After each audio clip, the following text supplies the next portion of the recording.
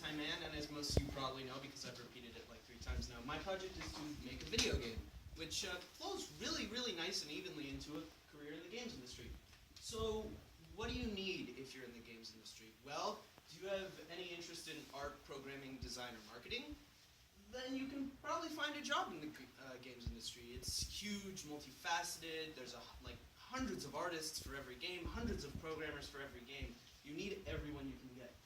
But to be more specific, what kind of person you need to be. You need to be detail-oriented, be able to work in a large or small team, or even by yourself. Sometimes you'll be making your own games. You need to be willing to sacrifice and do crunch time, which I'll explain a little later on. If you're an artist or a programmer, you need to be able to work really quickly and efficiently and learn new programs. Because if you go from one company to another, their programs might be completely different, and you're going to need to relearn everything. And finally, you need to be able to look at what you're doing and say, is this beneficial for the player? It's really soul-crushing to work on something 100 hours and for it to not be fun at all. Information technology. So games are technology. For every technological advance, games get better. But on a developer side, more specifically with the internet allows for asset sharing, code sharing, and just general design advice.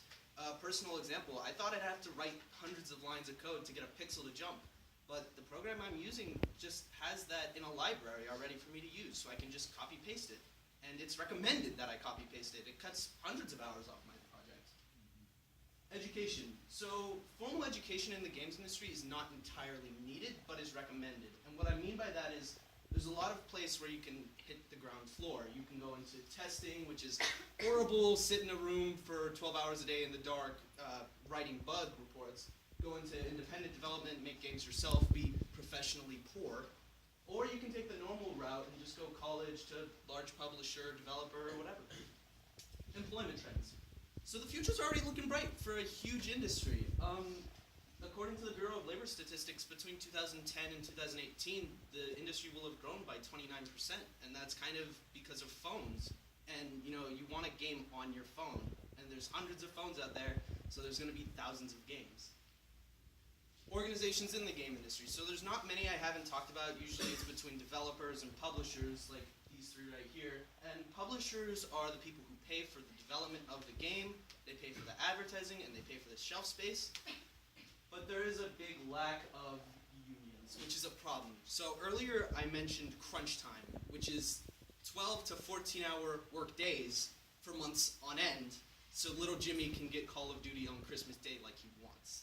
It's really soul-crushing and horrifying. But regardless of that, I still want to go into this industry. It's something I love. And this is my kind of personal plan, go graduate high school, that's the first thing, go to college, get an entry-level job. Or if my QSP actually nets me money for some reason, I can just drop out of college and make indie games for the rest of my life. That's a plan.